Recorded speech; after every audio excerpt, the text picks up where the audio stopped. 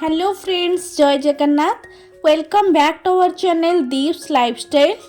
आज मु बनई दहीबरा आलुदम। फास्ट एठी मु बिरी को भलसे धोई बाटी फेणई नहीं।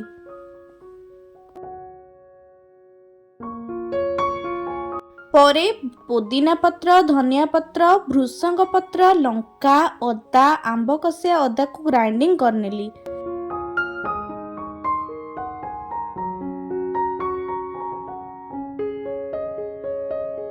देन पिठौरे बटा होइतिबा पेस्ट, जीरा, लूण, सुजी को भल भाबरे मिक्स करनेली।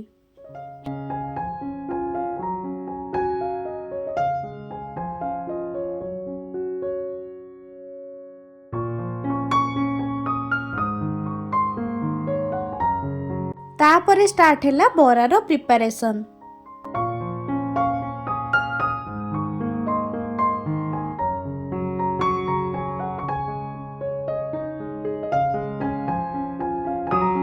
देखि पारुथिबे बरा एठी केमती यम देखा जाउची। मुठी डायरेक्टली गरम पानी पकई दोथली। देन दही को भल भाव फेंटी से ब्लैक सॉल्ट, नॉर्मल सॉल्ट, जीरा गुंड, लंका गुंड दे सबु बरा को छाणी छुंक मध्य दे देथिली। दही बरार प्रिपरेशन परे चटनी पाई पुदीना पत्र, लंका, धनिया पत्र, आंबुल, आंब कसिया अदा, दही को नहीं चटनी प्रिपेयर करनेली।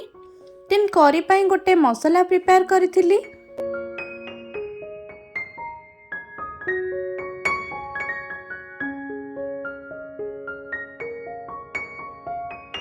आसंतु देखिबा मु किपरि आलू कषा और घुगुनीर प्रिपरेशन करथिली।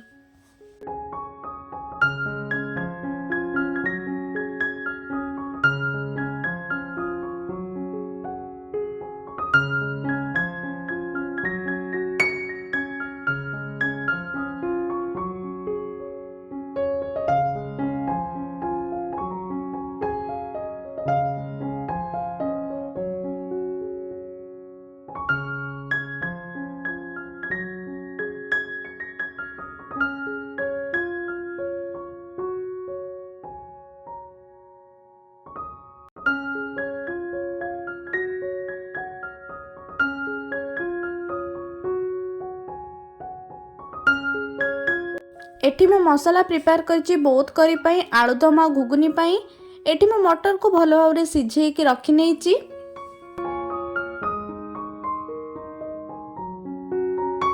एठी हमरा आलू कषा ऑलरेडी प्रिपेयर हे जाइछि। एठी मु अदा और भृषंग पत्र रो छुंक दे घुगुनी पई प्रिपेयर करूछि, जेमति दुईटा आकर फ्लेवर अलग आसीबो। देखि पारथिबा आलू कषाटी किपरि देखा जाउछि।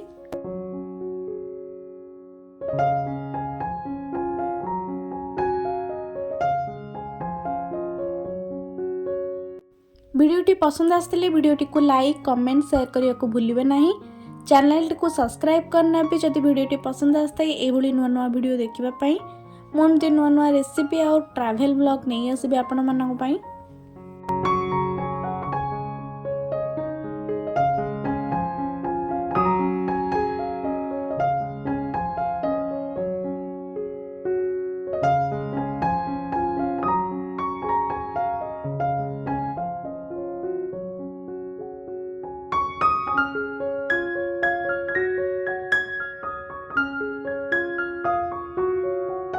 दहीबरा आलुदम टेस्ट सीरियसली बहुत भल थिला। काहा सब दहीबरा पसंद कमेंट रे निश्चय जणाइबे। रहिली, नमस्कार।